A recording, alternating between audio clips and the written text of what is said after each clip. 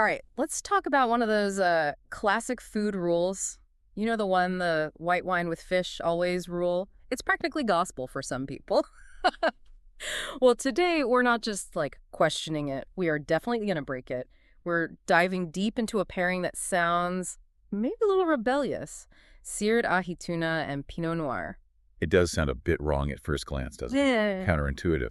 Yeah. But honestly, the research we've looked at, the expert sources, they paint a very different picture. It's actually described as a match made in culinary heaven. We're going to unpack why, and even give you the steps to try it yourself. Yeah, exactly. Our mission here is pretty straightforward, really. We want you to get why this works so well.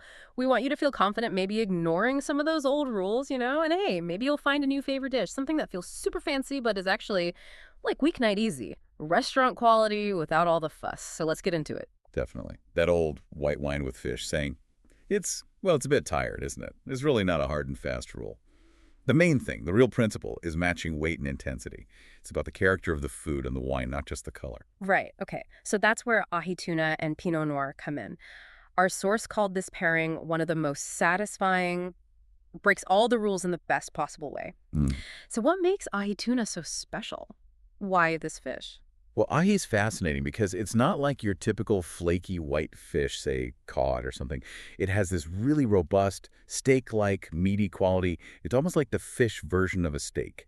And that texture means it can actually stand up to a lighter red wine. It won't get lost. Okay, I see. So it's got substance. And that sear you get that amazing crispy outside, but the inside is still rare and beautiful. That contrast sounds incredible. Crispy, then buttery. I can imagine that with Pinot's texture. Plus, ahi's quite rich, isn't it? Fatty. And if you add sesame seeds, you get that savory umami thing going on. Does that connect with the wine? Oh, absolutely. That umami from the tuna and the sesame seeds, it finds a really nice echo in the earthiness you often get in Pinot Noir. Think mushrooms, sort of forest floor notes, it clicks. And there's a slight natural sweetness in the tuna too, which plays beautifully with the bright acidity in the Pinot. It's just kind of dynamic back and forth. Neither one dominates, they just lift each other up. Okay, so the ahi is definitely strong enough. But why Pinot Noir specifically? Is it just because it's a lighter red? Or is there more to it? It's definitely more nuanced than just being light. The big thing is Pinot Noir's structure. It has naturally low tannins. Tannins are that drying, sometimes bitter feeling, like strong tea. High tannins in fish. Not usually a good combo. Can taste metallic, really unpleasant. Pinot avoids that. It's gentle, smooth. Right, that metallic taste, yeah. Nobody wants that. Okay, so low tannins, number one. What else? Flavors. The flavors are key, too. Pinot often has these lovely notes of red berries, cherry, maybe a little spice, and those earthy notes we mentioned. These actually find parallels in the sesame-crusted tuna, especially if you're using things like soy or ginger. The fruitiness brightens the tuna's sweetness, and that earthiness just loves the nutty sesame. It's a whole conversation on the palate, really. That makes a lot of sense. Now, serving it, what's the deal? I always thought red wine equals room temperature. Is that right for this pairing? Another common misconception. For this, you actually want the Pinot Noir slightly chilled. The source recommends around 55 to 60 degrees Fahrenheit, maybe 15-20 minutes in the fridge. Chilling it a bit really brings out the fresh fruit flavors and kind of softens the alcohol feel, keeps it silky against the tuna. Interesting. Slightly chilled red. Yeah. Got it. And Pinot comes from all over, right? Oregon, Burgundy, California. Does the region matter much for this pairing? It absolutely can, yeah. Great question. Different regions give you different styles, like Oregon Pinot, often quite earthy, forest floor, cranberry notes. Really great with that sesame crust. Burgundy from France, the classic style, is maybe more restrained, more savory, mineral-driven. Perfect if your tuna prep is more delicate. Okay, so subtle tuna, maybe go French. What if I'm doing something bolder, like with Asian spices? And maybe a California Tino is your friend. They tend to have riper fruit, a bit more body, stands up well to bolder flavors. And, say, New Zealand Pinot, often bright fruit, sometimes a hint of herbs. Nice if you've got cilantro or greens with the tuna. The source even suggested a specific one, unshackled Pinot Noir from California's Central Coast, as a kind of versatile middle ground. Good balance. All right, wine sorted, chilled, ready to go. Let's talk recipe. This easy sesame-crusted ahi tuna, it sounds amazing. Restaurant quality in 15 minutes. That's bold, but it stresses using high-quality sushi-grade tuna. How vital is that? Can you... No, you really can't cheat on that one. It's absolutely crucial. Because you're eating it rare, the freshness and quality have to be top-notch. Use tuna from a fishmonger you trust. Don't risk it. The rest of the ingredients are pretty simple, though. Tuna steaks, soy sauce, toasted sesame oil, bitter rice vinegar or lemon juice, sesame seeds, black and white mix is nice, salt, pepper, maybe some chili flakes or wasabi powder if you like a kick. Okay, message received. Splurge on the tuna. It's non-negotiable. And the cooking. Any tips for getting that perfect sear without, you know, ending up with dry, sad tuna? That's my fear. Totally understandable. The key is short marinating time and high heat.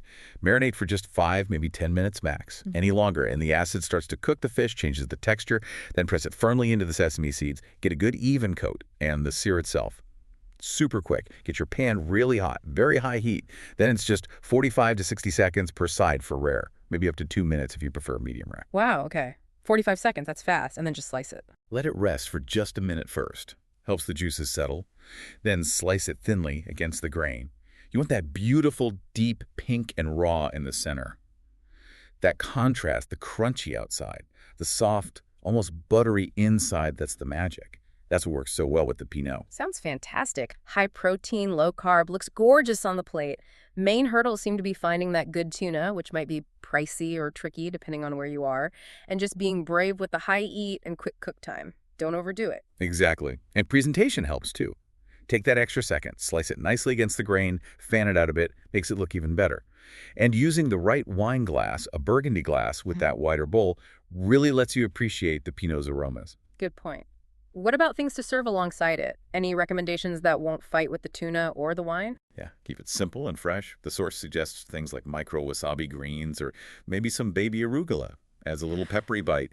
Thinly sliced scallions are great, or maybe some shaved radish for crunch. A simple dipping sauce like soy sauce, reduced a bit, with a drop of sesame oil and lime. Perfect. Quick pickled ginger or cucumber slices work well too. Or even that wakame seaweed salad you get in Japanese restaurants. Just compliments, doesn't overwhelm. Love those ideas. So while sesame is classic, can you play around with crusts or glazes? Will Pinot still work? Oh, for sure. This is pretty adaptable. You could do a pepper-crusted tuna if you like spice. That would be great with a fruitier Pinot. Or use furikake, that Japanese seasoning mix. Adds tons of umami. That would sing with an earthier Pinot like an Oregon or Burgundy one. Ooh, furikake crust sounds incredible.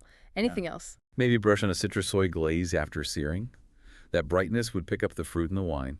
Or go a different direction, maybe more European, like a panko herb crust time, chives, parsley, lemon zest. They can be lovely with a more delicate, mineral-driven Pinot.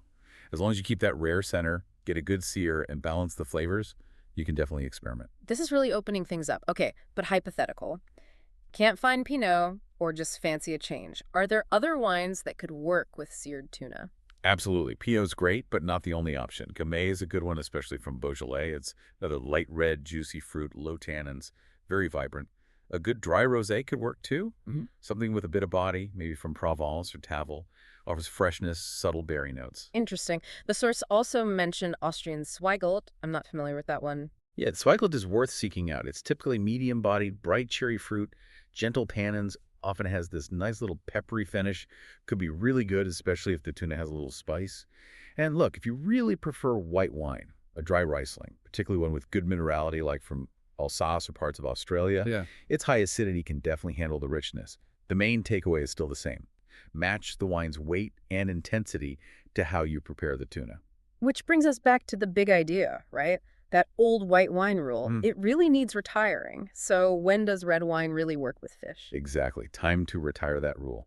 Red wine works beautifully when the fish is substantial. Think tuna, salmon, swordfish, meaty fish. It works when you've got caramelization going on, searing, grilling that adds depth. And umami-rich ingredients are your friend here. Soy sauce, mushrooms, roasted veggies. They build bridges to the red wine. Okay, so meaty fish, good sear, umami flavors, and the right kind of red wine, obviously. Which reds are generally not the best bet? Right, the wine needs those moderate to low tannins and good acidity. And the fish shouldn't be overpoweringly fishy. Where it usually doesn't work so well is with delicate whitefish, sole, flounder, that kind of thing. Heavy cream sauces or lots of butter can clash too. And definitely avoid high tannin reds like a big young Cabernet. Yeah. Also be careful with very acidic sauces like heavy tomato or strong citrus. They can just fight with everything. It really boils down to the chemistry, doesn't it? That metallic thing you mentioned earlier isn't just imagined. No, it's real. Those high tannins can literally react with fish oils and create unpleasant metallic notes. Low tannin reds like Pinot just don't do that. And the protein and fat in these meatier fish can handle the body of these lighter reds. So yeah, it's all about matching weight, intensity, and how it's cooked. Forget the simple color rules. So this specific pairing, the Seared Ahi and Pinot Noir, it's like the perfect example of how breaking an old rule can lead to something really sophisticated but also totally doable at home. It's a real eye-opener, or maybe a palate opener. Palate opener, I like that. Exactly. It's about understanding the why. And hopefully you now feel like you have the know-how, the confidence to try this. Give the recipe a shot, maybe explore different Pinots, experience that delicious rule breaking yourself. And it makes you wonder, doesn't it? If a rule this classic can be so enjoyably broken, what other culinary rules are just waiting to be challenged in our own kitchens? What other amazing flavors are we missing out on?